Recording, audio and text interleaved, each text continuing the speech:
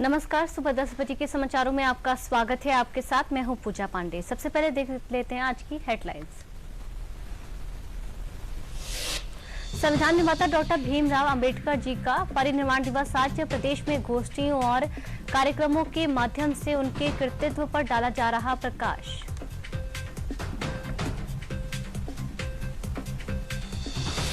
वक्फ board संशोधन मामले में जेपीसी के अध्यक्ष जगदम्बिका पाल ने गोंडा में कहा कि बजट सत्र के अंतिम दिन संशोधन विधेयक किया जाएगा पेश। इसमें 44 बदलावों के साथ आम सहमति बनाने का किया जा रहा है प्रयास। और देश भर के साधु संत मंदिरों और मठों के कायाकल्प के लिए सरकार से सनातन बोर्ड बनाने की कर रहे मांग। इस बोर्ड में अखाड़ों के साधु संत ही हो सकेंगे शामिल, किसी भी राजनीतिक व्यक्ति को नहीं मिलेगी जगह। संभल में जुम्मे की नमाज को देखते हुए आरएफ और पुलिस की टुकड़ियां कर रही हैं फ्लैग मार्च। चप्पे चप्पे पर तैनात है सुरक्षा कर्मी। इंटेलिजेंस एजेंसियां रख रही है नजर, किसी को भी अराजकता फैलाने का मौका नहीं। पीलीभीत और चित्रकूट की दुर्घटना में 11 लोगों की मृत्यु। मुख्यमंत्री ने पीड़ित परिवारों के प्रति व्यक्त की संवेदना। अधिकारियों को तत्काल सहायता देने के दिए निर्देश।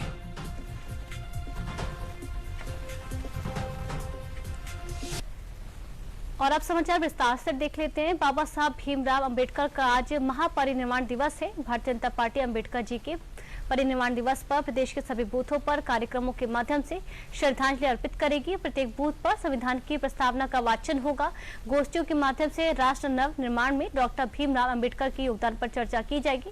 मुख्यमंत्री योगी आदित्यनाथ लखनऊ, भाजपा प्रदेश अध्यक्ष बुलंदशहर, प्रदेश महामंत्री धर्मपाल सिंह लखनऊ में बाबा साहब डॉक्टर भीमराव अंबेडकर की पुण्यतिथि के विभिन्न कार्यक्रमों में सम्मिलित होकर उन्हें कृतज्ञ नमन करेंगे। संभल हिंसा में आज जुम्मे की नमाज को देखते हुए जिला प्रशासन चुस्त व दुरुस्त दिख रहा है। संभल से लेकर बरेली तक आरएफ और पुलिस के जवान गश्त कर रहे हैं। हर महत्वपूर्ण स्थानों पर फोर्स को तैनात भी किया गया है। किसी भी अनहोनी से निपटने के लिए पुलिस प्रशासन मुस्तैद है। संभल हिंसा के तार विदेश से जुड़ने के बाद सुरक्षा एजेंसियां भी सतर्क हो गई है। डीआईजी मुनिराज ने बताया कि सभी क्षेत्रों में पुलिस मुस्तैद है। शांति व्यवस्था भंग करने की किसी को भी इजाजत नहीं है। 30 से ज्यादा मजिस्ट्रेट की ड्यूटी लगाई गई है। वहीं पीस कमेटी की बैठक हुई है जिसमें शांति व्यवस्था बनाए रखने की बात कही गई है। संभल में सर्च ऑपरेशन अभी भी जारी है।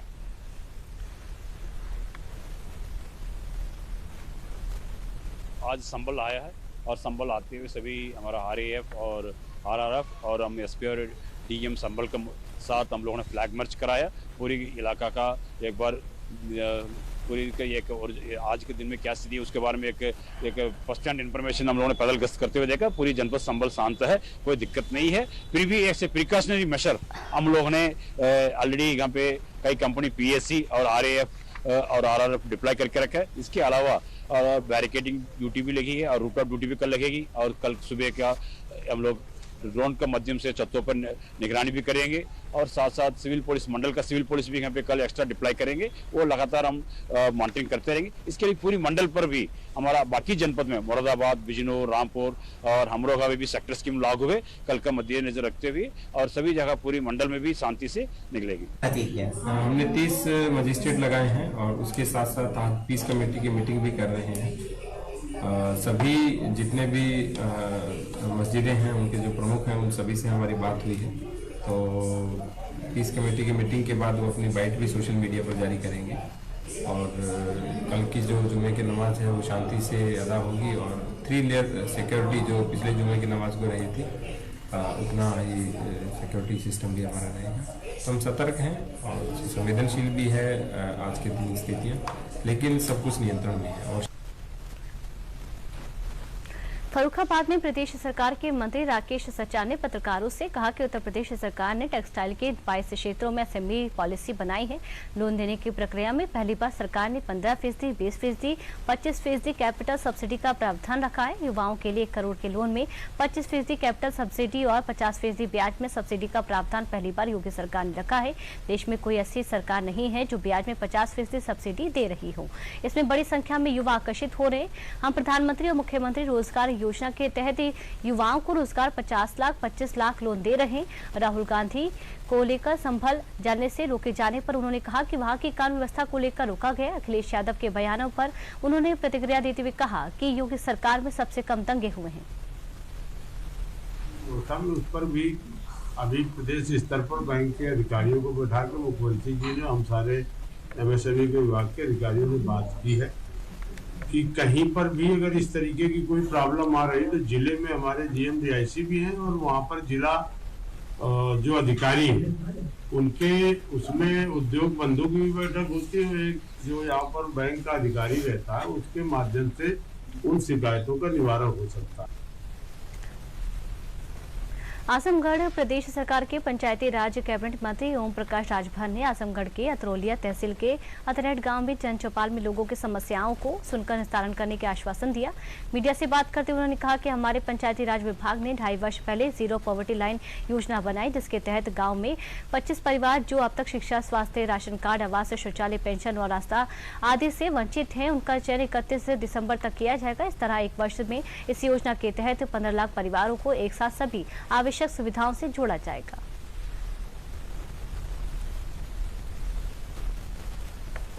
देखिए, अभी 2.5 साल पहले हमने अपने विभाग में एक योजना बनाई जीरो पॉवर्टी, वो 75 जिले के ग्रामीण इलाकों के लिए।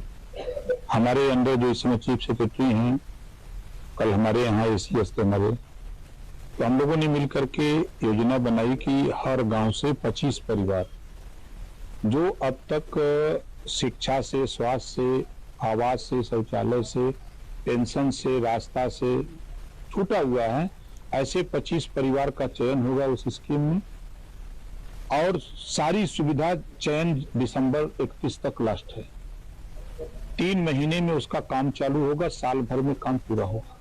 15 लाख परिवार को एक साथ शौचालय, आवास, शिक्षा, पेंशन, आयुष्मान कार्ड नहीं है तो आयुष्मान कार्ड, राशन कार्ड नहीं है तो राशन कार्ड, सारी सुविधा हम एक साथ देने जा रहे हैं।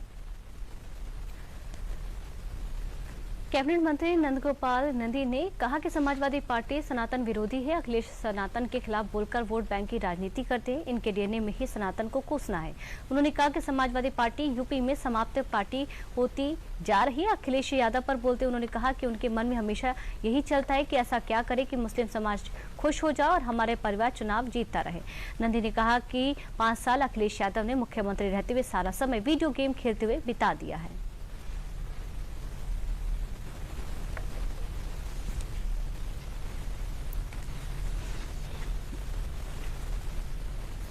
पार्टी जो उत्तर प्रदेश में समाप्त होती हुई पार्टी की तरह बनती जा रही है। अभी आपने देखा 9 चुनाव में 7 पर हम जीते और 2 पर सिमट करके रहे। इनकी केवल और केवल राजनीति रहता है और इनको मन में या इनके मन मस्तिष्क में हमेशा चलता रहता है क्या ऐसा करें कि मुस्लिम समाज खुश हो जाए और हमें वोट मिल जाए। गोंडा में सांसद व वक्फ बोर्ड जेपीसी के अध्यक्ष जगदम्बिका पाल एक निजी कार्यक्रम में शामिल हुए। इस अवसर पर उन्होंने पत्रकारों से कहा कि वक्फ बोर्ड पर जेपीसी की रिपोर्ट बजट सत्र के अंतिम दिन प्रस्तुत की जाएगी, जिसमें 44 अमेंडमेंट सहित विभिन्न मुद्दों पर आम सहमति बनाने के प्रयास किए जा रहे हैं। उन्होंने बताया कि लोकसभा अध्यक्ष से अनुमति मिल गई है। इसकी रिपोर्ट बजट सत्र के अंतिम दिन पेश होगी। बांग्लादेश में हिंदुओं पर हो रहे हमलों को लेकर उन्होंने कहा कि भारत सरकार ने इस मुद्दे पर बांग्लादेश की अंतरिम सरकार से हिंदू व अल्पसंख्यकों की सुरक्षा सुनिश्चित करने के लिए कहा तथा इस पर चिंता व्यक्त की है। सभा के अध्यक्ष और एक प्रस्ताव किया है। उन्होंने अब हमारे इस रिपोर्ट को बजट सेशन के अंतिम दिन तक प्रस्तुत करने की अनुमति दे दी है। भारत सरकार के अल्पसंख्यक मंत्रालय के अधिकारियों को बुलाया है और जो 44 अमेंडमेंट है उसमें क्लास बाई क्लास पे उनका प्रस्तुतिकरण हो चुका है। सरकार उसमें तो वहाँ के सरकार को प्रधानमंत्री जी ने कहा है, विदेश मंत्रालय इसको कंप्लीट करा और बांग्लादेश के वहाँ के प्रधानमंत्री ने कहा कि हम अल्पसंख्यकों को सुरक्षित रखेंगे। उन्होंने वायदा किया है। सरकार इसमें लगातार मतलब बांग्लादेश सरकार को से हस्तक्षेप भी कर रही है, लगातार उनको इस बात की कोशिश करें कि वहाँ पे हमारे जो हिंदू भाई हैं वो सुरक्षित हैं। देश में मंदिरों और मठों का कायाकल्प हो सके, इसके लिए वक्फ बोर्ड की तरह सनातन बोर्ड बनाने की मांग जोर पकड़ने लगी है। प्रयागराज में होने वाले महाकुंभ 2025 में इस पर संत एक मसौदा भी तैयार करेंगे, जिसमें शंकराचार्य और अखाड़े के महामंडलेश्वर और अखाड़ा परिषद के पदाधिकारी शामिल होकर सनातन बोर्ड बनाने की सरकार से मांग करेंगे। अखाड़े के संतों का साफ कहना है कि इस मामले में कोई भी राजनीतिक हस्तक्षेप बर्दाश्त नहीं किया जाएगा। संतों ने कहा कि सनातन बोर्ड का बाइलॉज संत बनाएंगे, संत ही उसके सदस्य और पदाधिकारी भी होंगे। सनातन बोर्ड में किसी भी राजनीतिक व्यक्ति को शामिल नहीं किया जाएगा। सनातन बोर्ड का गठन है, इसको जल्दबाजी से न किया जाए, बहुत जल्दी ना किया जाए। इसको सोच विचार के ही बाइलॉज बनाया जाए, इसका संविधान बनाया जाए। ये क्या काम करेगा, क्या कार्य नहीं करेगा, उसके बाद ही सनातन बोर्ड की हम बात करेंगे।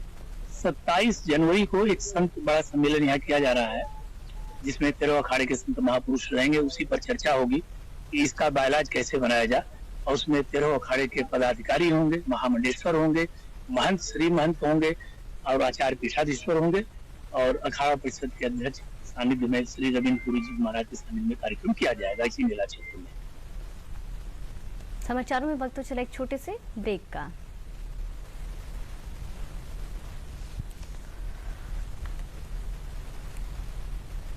It's another six. रिचार्ज जल्दी रिचार्ज करा। ये क्या किया?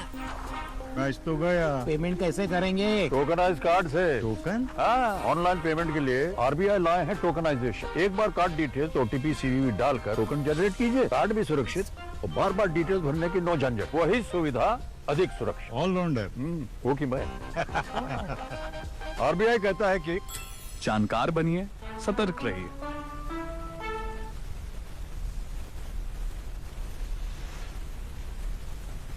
ब्रेक के बाद एक बार फिर आप सभी का स्वागत है। समाचारों का रुख कर लेते हैं। अखिल भारतीय कांग्रेस कमेटी ने प्रदेश अध्यक्ष अजय राय की संस्तुति पर प्रदेश कांग्रेस कमेटी के प्रदेश कमेटी जिला एवं शहर व ब्लॉक कमेटी को तत्काल प्रभाव से भंग करने के प्रस्ताव को स्वीकृति प्रदान कर दी है।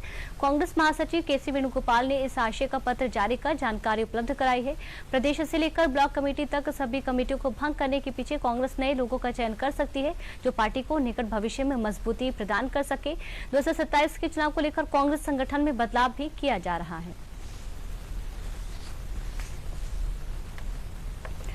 अलीगढ़ के धनीपुर मंडी में 5 दिसंबर को मंडी परिषद ने मुख्यमंत्री उपहार योजना के तहत कृषकों को करोड़ों रुपए के उपहार वितरित किए, जिसमें 40 सोलर पावर पैक संयंत्र, 24 mixer grinder, 24 power sprayer, 24 happy seeder समेत 8 पंपिंग सेट, 8 रोटावेटर शामिल है, 4 पावर डिबेन harvester, 8 tractor, 6 mulcher, 4 power tiller, 4 round straw baler का वितरण भी किया गया। वहीं लाभार्थियों किसान उपहार पाकर खुश हैं। उनका कहना है कि आज हमें मुफ्त उपकरण सरकार के द्वारा दिए गए हैं, इससे हम स्वयं का कार्य करेंगे और इन उपकरणों से दूसरे किसानों का भी कार्य कर आमदनी करेंगे।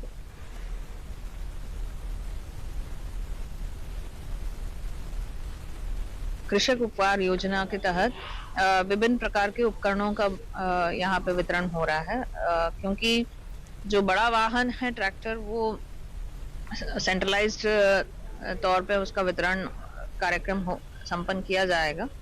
बाकी जो अन्य उपकरण है, जैसे सोलार पैनल है, मिक्सर ग्राइंडर है, टिलर है या बैक्टर है, ये सारी उपकरणों का जो चयनित किसान है इसमें, उन लोगों को यहाँ पे लगभग 148 लोगों का आज यहाँ पे वितरण का कार्यक्रम संपन्न किया जा रहा है।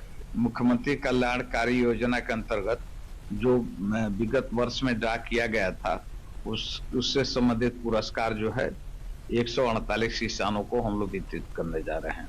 इसमें 50,000 किसानों का ने भाग लिया था, जिसमें से 156 किसानों का ड्रा के द्वारा नाम निकला था, जिसमें से 8 ट्रैक्टर थे जिसको माननीय मुख्यमंत्री जी के द्वारा वितरित कर दिए गए, और 148 जो अन्य पुरस्कार हैं उनको वितरण की व्यवस्था आज की गई है। मुख्यमंत्री उपहार योजना के अंतर्गत मुझे स्प्रे मशीन मिली है किसानों के लिए, जिससे मैं अपने खेत में स्प्रे भी करूंगा और इससे मेरी आमदनी बढ़ेगी, दूसरे किसानों के लिए उससे पैसे भी कमाऊंगा। मुख्यमंत्री कल्याण योजना की अंतर्गत मुझे रूटावेटर मिला है, जिससे मैं जुताई करूंगा मुझसे कोई पैसा पाई नहीं लिया गया और निःशुल्क मिला है। उनके लिए बार बार हमारी तरफ से धन्यवाद। मेरे को ये मशीन गेहूं बोने वाली मशीन मिली है और बिना पैसे की मिली है। मैं अपना खुद का काम करूंगा और मेरे गांव बस्ती के जो पड़ोसी लोग हैं उनका भी काम करूंगा, जिससे मुझे रोजगार मिलेगा और मैं आगे बढ़ूंगा।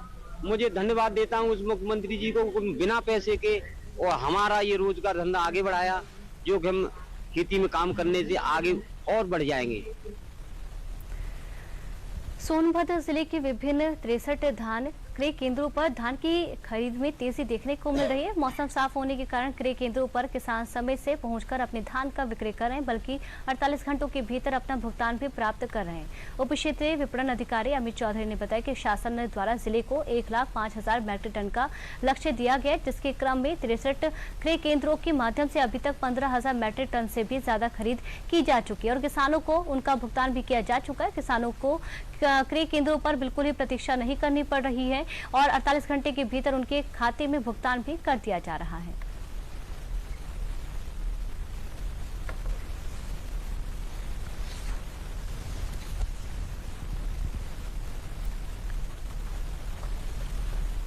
अभी तक 63 क्रय केंद्र खोले गए हैं और शासन द्वारा सोनभद्र को 1,05,000 MT का लक्ष्य दिया गया है, जिसके सापेक्ष हम लोगों ने अभी तक 15,623 MT की खरीद कर ली है।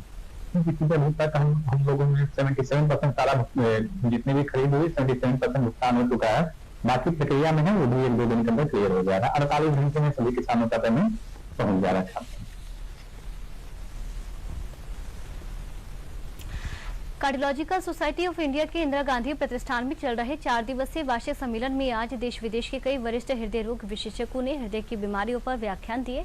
सुबह सबसे पहले हाई ब्लड प्रेशर और उसके उपचार पर चर्चा की गई। डॉक्टर मुरुगनाथन द्वारा बताया गया कि हाई ब्लड प्रेशर एक साइलेंट किलर की तरह कार्य करता है, इसलिए समय रहते इसकी पहचान अत्यंत आवश्यक है। डॉक्टर MS रवि ने हाइपरटेंशन के उपचार की नई गाइडलाइंस पर चर्चा की। अमेरिका से आए डॉक्टर क्रिस्टोफर और डॉक्टर नवीन C नंदा ने हृदय रोगों की पहचान और उपचार में आर्टिफिशियल इंटेलिजेंस की महत्वता पर भी प्रकाश डाला। प्रेसिडेंशियल कॉन्क्लेव में America, Denmark, Switzerland, Australia, Italy, Kenya, Nepal व भारत की कार्डियोलॉजिकल सोसाइटी के प्रेसिडेंट्स ने इस पर चर्चा की कि किस तरह वर्ष 2030 तक हृदय रोगों के प्रसार को कम किया जा सकता है।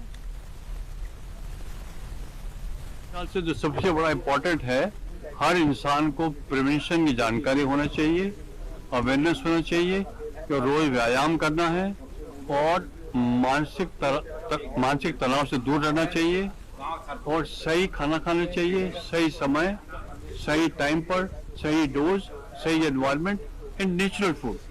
जो फास्ट फूड है उसका सेवन अमूमन नहीं करना चाहिए। और हम समझते हैं कि अगर किसी को हाई ब्लड प्रेशर है तो कंट्रोल करना होगा, डायबिटीज कंट्रोल करना होगी, ओबेसिटी कंट्रोल करना होगी। अगर हमारे भारतीयों को एक स्मार्ट हार्ट देना है तो स्मार्ट लाइफस्टाइल होना चाहिए और स्मार्ट लाइफस्टाइल से ही स्मार्ट हार्ट हो सकता है। धर्म, तप और आस्था की नगरी तीर्थराज प्रयागराज के संगम की रीति पर तीर्थ पुरोहितों ने अखिल भारतीय श्री पंच निर्मोही अनि अखाड़ा और अखिल भारतीय श्री पंच निर्माणी अनि अखाड़ा में पूरी विधि विधान के साथ भूमि पूजन किया, जिसमें हजारों की संख्या में साधु संत महात्मा महामंडलेश्वर शामिल हुए। सभी देवताओं को साक्षी मानकर मंत्रोच्चार के साथ इस भूमि पूजन को पूर्ण किया गया। इस मौके पर अखिल भारतीय श्री पंच निर्मोही अनि अखाड़ा के श्री महंत राजेंद्र दास जी महाराज ने बताया कि आज वैष्णव संप्रदाय के तीनों अखाड़े का भूमि पूजन पूरी विधि विधान के साथ मंत्रोच्चार के साथ हुआ है। आज से अखाड़ों की छावनी का निर्माण कार्य शुरू हो जाएगा। इस बार भव्य और दिव्य अमृत कुंभ मनाया जाएगा। और जितने वैष्णव समाज के संत महात्मा है, खास करके खाद चौक के अध्यक्ष और महामंत्री, ये सब मिल के तीनों अखाड़ों के महंत मंत्री भूमि पूजन कर रहे हैं और वैष्णव संप्रदाय के साधु संत आज से राव की तंबू लगाना चालू हो जाएगा। पूजन का मतलब ये मेरे पिता पूर्वज ये अखाड़ों में पूरे कुंभ में आए हुए भक्तों को आना और जाना, यही हमारे संतों का प्रार्थना होता है।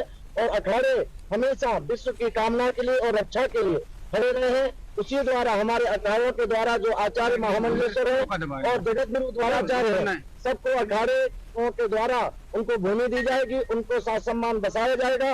और दिव्य और भव्य कुंभ की जो परिकल्पना हमारे देश के प्रधानमंत्री और योगी जी कर रहे हैं, वो संत समाज, वैष्णव संत समाज उनके साथ होकर पूरे विश्व के लिए मंगल कामना करेगा। उनके द्वारा तीनों यानी अखाड़े का क्रमबद्ध भूमि पूजन आज किया गया। देवताओं का, ग्राम देवताओं का, ब्राह्मणों का, सबका आह्वान किया गया और मुहूर्त किया गया। नगर का जो कैंप का अब निर्माण शुरू होगा। भूमि पूजन इसलिए किया जाता है कि जो यहाँ पर हम शुभ काम कर रहे हैं, खाएं बैठे भगवान के पधराव, भूमि पूजन करने से कल्याण होगा। मंगलम भगवान विष्णु, मंगल होगा। भूमि का पूजन करने से कोई गड़बड़ नहीं सकता। भूमि का पूजन करने से शुभ रहेगा, मंगल रहेगा, कल्याण रहेगा। सब साधु सर्वे भवन्तु सुखिनः, सर्वे सन्तु, आनंद होगा, कल्याण। इसीलिए अलीगढ़ सामाजिक न्याय और अधिकारिता मंत्रालय एडीप योजना के अंतर्गत विधायक सदर मुक्ता संजीव राजा ने दिव्यांगजनों को सहायक उपकरण एवं कृत्रिम अंक का वितरित किया। इस अवसर पर विधायक ने कहा कि केंद्र व प्रदेश सरकार दिव्यांगजनों को सशक्त कर उन्हें समाज की मुख्य धारा से लाने के लिए कृत संकल्पित है। इसके लिए सरकार द्वारा विभागीय योजनाएं संचालित करने के साथ ही उनको सामान्य व्यक्तियों की तरह जीवन यापन के लिए सहायक उपकरण एवं कृत्रिम अंक भी प्रदान कर रही है। आज के आधुनिक युग में टेक्नोलॉजी के उपयोग में दिव्यांगजनों के जीवन में भी क्रांतिकारी बदलाव आए हैं। अब न सुनने वाला, न चलने वाला और न देखने वाला दिव्यांग भी अब सामान्य व्यक्तियों की तरह अपने दैनिक जीवन के कार्य कर रहा है। जो आर्टिफिशियल बने हुए होते हैं और वो लगा के बिल्कुल ऐसे चल सकते हैं जैसे कि सही व्यक्ति चलता है। तो आज इन व्यक्तियों को इतना उत्साह है, इतने खुश है, जो इनके लिए ये चीजें मतलब बांटी जा रही है। ट्राईसाइकिल, छड़ी, मोबाइल, जिससे कि ना बोलने वाला व्यक्ति उसकी आवाज से स्मार्टफोन समझ सकता है और बात कर सकता है। तो मैं अपनी भारत सरकार के लिए बहुत बहुत धन्यवाद देती हूँ। दिव्यांग व्यक्तियों को जिस तरह से उन्होंने सोचा और उनके लिए एक हर्ष की और उत्साह की उनके अंदर जोश भरा। भारत सरकार की ये योजना है, यहाँ विकलांगों को ट्राईसाइकिल और इलेक्ट्रिक व्हील चेयर, तो मैं ट्राईसाइकिल के लिए यहाँ पर आया हूँ। यहाँ अधिकार सामाजिक अधिकारिता शिविर विकलांगों को विभिन्न प्रकार के यंत्र, ट्राईसाइकिल, पेट्रोल की गाड़ी, बैटरी चालित सभी निःशुल्क मिली। और यहाँ शिविर में मुझे भी एक ट्राईसाइकिल मिली। पीलीभीत के सदर कोतवाली क्षेत्र के ग्राम चंदोई के रहने वाले अनवर अहमद की शादी थाना खटीमा क्षेत्र के ग्राम जमौर में हुई थी। कल वलीमा से दुल्हन पक्ष के लोग पीलीभीत से कार्यक्रम में शामिल होने के बाद देर रात कार से खटीमा लौट रहे थे। कार में 11 लोग सवार थे। तभी टनकपुर हाईवे पर थाना न्यूरिया कस्बा के पास कार अनियंत्रित होकर पेड़ से टकराकर खाई में जा गिरी। हादसे के बाद पेड़ टूटकर कार पर गिर गया। स्थानीय लोग व पुलिस की मदद से सभी लोगों को निकालकर जिला अस्पताल भेजा गया, जहाँ डॉक्टर ने 6 लोगों को मृत घोषित कर दिया, जबकि 5 लोग घायल हो गए। इनकी हालत गंभीर होने पर 3 लोगों को हायर सेंटर बरेली रेफर किया गया है। कोतवाली क्षेत्र में चंदोई क्षेत्र में एक शादी समारोह में सम्मिलित होने के लिए आए हुए थे और ये वापसी अपने घर जा रहे थे अर्टिगा गाड़ी से। इसमें 11 लोग सवार थे। गाड़ी अनियंत्रित होकर सड़क किनारे पलट गई और जिसमें काफ़ी गंभीर दुर्घटना हुई। इसमें 3 लोग यहाँ पर ब्रॉड लाए गए। इनमें 1 लोगों का नाम अभी कंफर्म हुआ है, मंजूर अहमद, जिनकी उम्र 60 साल है, और 2 लोगों की और दौरान उपचार डॉक्टर साहब द्वारा बताया गया है कि मृत्यु हुई। तो टोटल 5 के। वहीं चित्रकूट में झांसी मिर्जापुर राष्ट्रीय राजमार्ग पर जीप और सामने से आ रहे ट्रक की टक्कर में जीप में सवार 11 लोगों में से 5 की मृत्यु हो गई। घायलों को जिला अस्पताल में भर्ती कराया गया है। अरुण कुमार सिंह पुलिस अधीक्षक ने बताया कि रायपुरा थाना अंतर्गत राष्ट्रीय राजमार्ग में जीप ड्राइवर को झपकी आने के कारण सामने से आ रहे ट्रक से में टकरा गई, जिससे बोलेरो में सवार 11 लोगों में से 5 लोगों की मृत्यु हो गई। घायल हो गए हैं, जिन्हें जिला अस्पताल में भर्ती कराया गया है।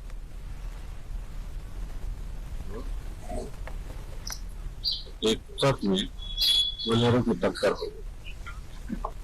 ट्रक वहीं पटरी पे जा रहा था।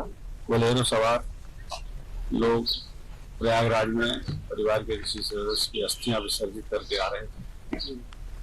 मौके पर देखने से ऐसा प्रतीत हो रहा है बोलेरो के चालक को नींद आ गई और वो अपनी पटरी से बिल्कुल अपोजिट पटरी में ट्रक के आगे आकर आमने सामने उसकी भिड़ंत हो गई और इसमें 11 लोग घायल हो गए। 11 में से अब तक 6 लोगों की मृत्यु हो चुकी, 4 का इलाज यहाँ जिला अस्पताल में चल रहा है, 1 को उन्होंने प्रयागराज रेफर कर दिया है। समाचारों में मेरे साथ फिलहाल के लिए इतना ही। नमस्कार।